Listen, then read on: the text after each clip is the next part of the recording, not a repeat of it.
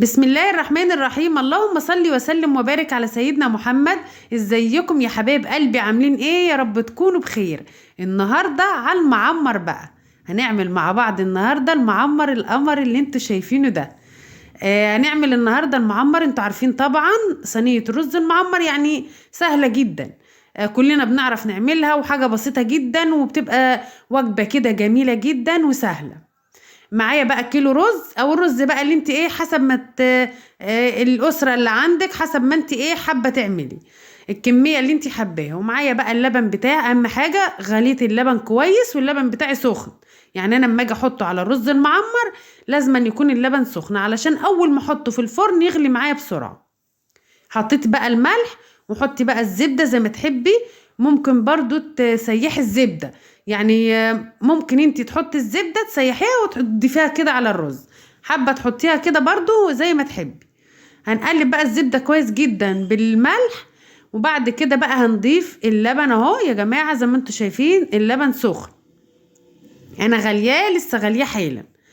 وبعد كده اهم خطوه في الرز المعمر بتاعك علشان يطلع ناجح وطري كده، وتحس ان الرزايه شاربه من اللبن وواخده طعم اللبن، لازم تزودي شويه ميه. يعني ما تحطيش لبن صافي. لو حطيتي اللبن صافي بتحس ان الرزايه بتنشف منك كده، وما بيطلعش الطعم اللي انت عاوزاه. حطي له كده كوبايه بس من الميه، هتاخدي بقى ايه طعم كده، وتلاقي الرزايه طريت وشربت من الايه من اللبن. خلاص كده صينيه الرز المعمر بتاعتي جهزت.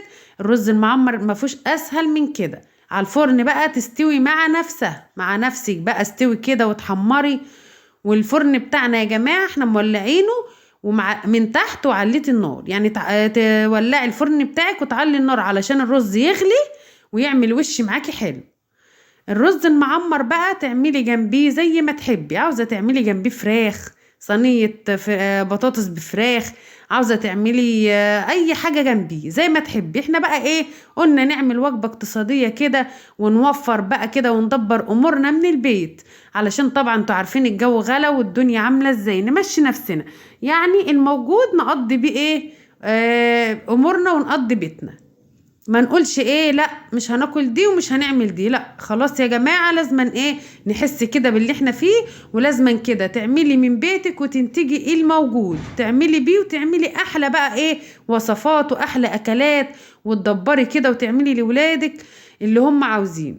هنعمل النهارده بقى، انا هعمل صينية الرز المعمر، واعمل بقى طبق سلطة كده جنبيه. جنب صينية الرز المعمر شوية بقى ايه طماطم كده على فلفل.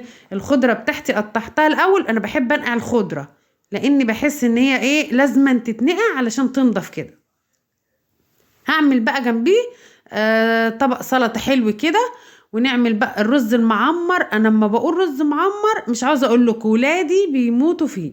يعني عندهم الرز المعمر ده حاجة كده، بصوا مش عاوزة اقول لكم. يوم الرز المعمر ده بيحبوه كده. ويعني لو اقول لهم كل يوم هنعمل رز معمر ماشي بيحبوه. هعمل بقى طبق سلطة، ونعمل برضو ممكن طبق بطاطس. وتعملي كده ايه وجبة كده غدا حلو كده اقتصادي ومش مكلف وكله من البيت. بقل التكاليف يا جماعة هتعملي كل اللي انت عاوزاه. يعني مش لازم كده نفضل نقول عاوزين نعمل وجبات عالية. لا احنا نعمل ايه من البيت الموجود عندنا، ولازم نساعد ونحس بالدنيا اللي احنا فيها والامور اللي احنا فيها. ربنا يا رب يعيننا جميعا كده على اولادنا ويقوينا. خرطي بقى كده ايه شويه عارفين قرن الشطه ده؟ مش عاوزه اقول لكم، قرن الشطه ده كان يعني حراق سبايسي بجد. خلص سلطه بقى مش عاوزه اقول لكم. كانت حلوه وطعمها كان جميل فعلا. يعني عملناها كده كانت طعمها حلو وكان جميله جنب الرز المعمر. خلصنا بقى كده، عملنا طبق سلطة كده حلو. والخضرة بتاعتنا خليكي يا بنتي منقوعة بقى كده. غسلناها كويس كده وصفناها. شايفين البطاطس دي عجباني قوي. جبت انا البطاطس دي كده من السوق صغيرة زي ما انتوا شايفين كده. فكل ما احب بقى اعمل بطاطس اروح جايه سلقاها وايه محمراها زي ما هي كده في الزيت. يعني البطاطس دي كده بتبقى ايه حلوة كده جميلة لذيذة كده جنب الاكل. بتحسي ان هي كده على بعضها كده ومتحمرة. والولاد على فكرة بيحبوها. هي صغيرة كده وبتحمريها في قلب الزيت، بتبقى حلوة كده طبق جنب الأكل. شوية زيت بقى كده ونقلي البطاطس بتاعتنا، بس ما تكتروش زيت عشان انتوا عارفين يا بنتي كفايه.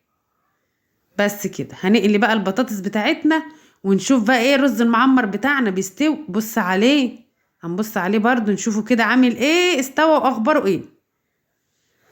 على ما الرز المعمر بقى بتاعنا يستوي نكون قلينا بقى طبق بالبطاطس وعملنا طبق سلطة. حابة انت تعملي بقى فراخ تعملي اللي تعمليه جنبي زي ما تحبي.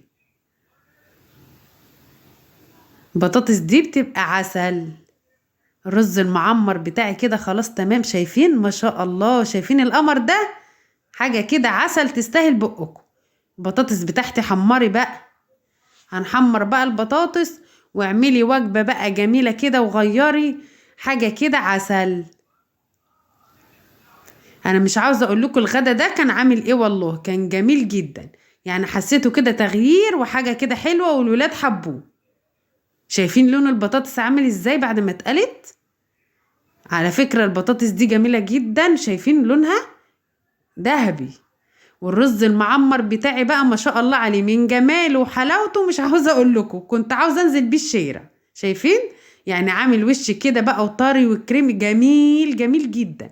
والرز والله كان جميل جدا، حاجة كده من الاخر تستاهل بقكم. يلا بقى قومي كده وفري ودبري واعملي احلى غدا.